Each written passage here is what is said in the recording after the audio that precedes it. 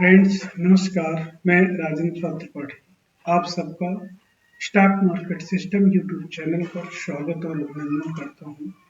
Friends मैं हमेशा की तरह स्टॉक मार्केट को सीखने के लिए लर्निंग वीडियोज बनाता रहता हूं जो तथ्यों पर आधारित होता है, जिसमें जो दो पार्टिसिपेंट्स हैं रिटेल ट्रेडर्स जैसे मैं और आप, इसके बाद स्मार्ट मनी। इन दोनों में क्या डिफरेंस है, वो क्या फैक्टर्स हैं जिनको स्मार्ट मनी इस्तेमाल करके प्रॉफिटेबल होते हैं और रिटेल ट्रेडर्स स्ट्रगल करते रहते हैं। इन्हीं कमियों को दूर करने के लिए, इन्हीं तथ्यों को समझने के लिए मैं लगातार वीडियो बनाता हूं। आज जो हम लोग स्टडी करेंगे वो है मूविंग एवरेज। और मूविंग एवरेज के बारे में आज हमारा फोकस होगा। तो फ्रेंड्स मूविंग एवरेज है क्या, ये जानना जरूरी है।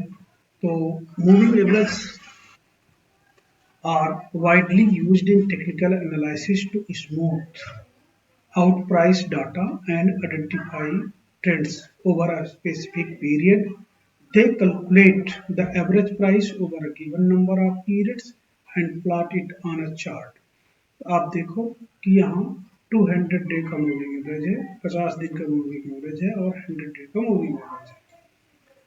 Type of moving average, type of moving average में खासतौर से एक है सिंपल मूविंग एवरेज और दूसरा है EMA exponential moving average.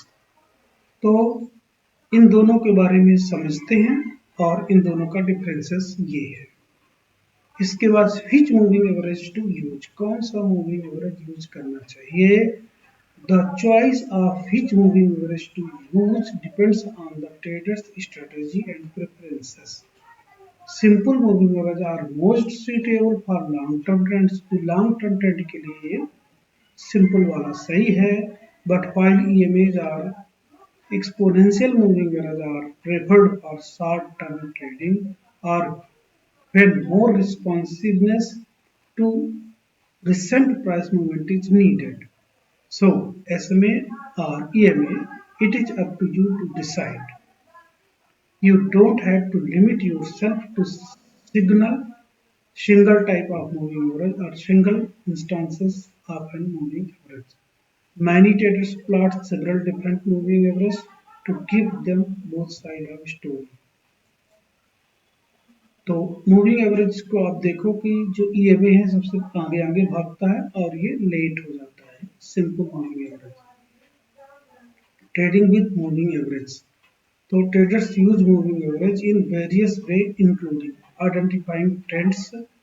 When price is above the moving average, it suggests an uptrend, and when below, downtrend. Crossover, when a short-term moving average crosses above a long-term moving average, it may signal a buy golden cross, while a cross below might signal a sell death cross. Support and resistance, moving average can act as dynamic support or resistance levels. तो ये है moving average के खास काम। Trading with moving average, identifying trends, trends को identify करने के लिए है। आप देख लो कि price is above the moving average, so this is the up trend. This is price is below the moving average, so look like a change in the trend, time to buy. अगर ये price moving average ऊपर हो गया तो trend change समझा जाएगा। तो trading with moving average, identifying trends, इस तरह से ट्रेंड को करना है। फेक आउट था वो। ट्रेडिंग विद मूविंग एवरेज, तो 10 पीरियड का सिंपल मूविंग एवरेज, 20 पीरियड का simple moving average. Notice now the 10 SMA is above the 20 SMA throughout the uptrend. तो दिस इज द अपट्रेंड। ये 10 MA है, 20 MA, तो ये हमेशा ऊपर ही रहा है, इसका मतलब ये अपट्रेंड बना रहा। तो ट्रेडिंग विद मूविंग एवरेज में क्या हो गया, मूविंग एवरेज क्रॉस ओवर। तो क्रॉस ओवर में क्या है, गोल्डन क्रॉस ओवर होता है। तो which direction might the price B traded if all, here might be a potential entry point for a trend trade, when might a trend be ending or reversing. तो आप देखो कि moving average cross over में क्या हो रहा है कि प्राइस यहाँ से अप ट्रेंड में था और ये क्रॉस ओवर हो गया। 10 SMA 20 SMA को क्रॉस कर लिया, तो this is the golden cross, और यहाँ पर आपकी एंट्री बन जाती है सेल की, और प्राइस उसी तरह से मूव कर जाता है। तो मूविंग एवरेज क्रॉस ओवर्स, इसको समझना जरूरी है। डायनामिक सपोर्ट एंड रेसिस्टेंस, आप ये देखो कि प्राइस जब नीचे चल रहा होता है तो ट्रेंड नीचे है, तो ये रेसिस्टेंस करता है ऊपर की तरफ, एक बार किया, दो बार किया, इसके बाद 3 बार, 4 बार। इसी तरह प्राइस यहाँ पर भी गोल्डन क्रॉस ओवर होने के बाद ये एक एरिया बनता है बीच का, जिसको क्या बोलते हैं, रेसिस्टेंस। इस तरह से रेसिस्टेंस प्राइस करता रहता है, नीचे की तरफ जाता रहता है। अप ट्रेंड में देखें तो मार्केट जब अप ट्रेंड में चलता है, प्राइस के ऊपर चला जाता है, तो 1 2 3 सपोर्ट कर रहा है, डायनामिक सपोर्ट का काम कर रहा है।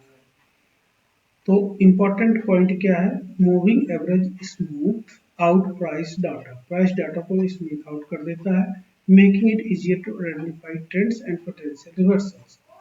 तो अगर आपका ट्रेंड कंटिन्यू है तो उसको ये नोटिफाई करता है, बताता है, आपको पता लगता है, और जब रिवर्सल हो जाता है तो मूवमेंट नीचे चला जाएगा तो रिवर्सल हो जाएगा। तो the longer the period of moving average, the slower it reacts to price change. तो moving average are not predictive indicators but lagging ones, meaning they are based on historical data.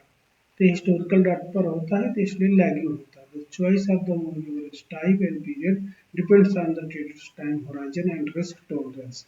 Moving average can also act as dynamic support and resistance levels. तो ये इसके important है, और इनको हम अगर समझेंगे तो हमारे लिए अच्छा रहेगा। तो मूविंग एवरेज इन्वॉल्व्स इस प्रकार से बन जाता है, और ट्रेडिंग विद मूविंग एवरेज में टाइपिकल प्राइस, ये बार चार्ट भी है और लाइन चार्ट भी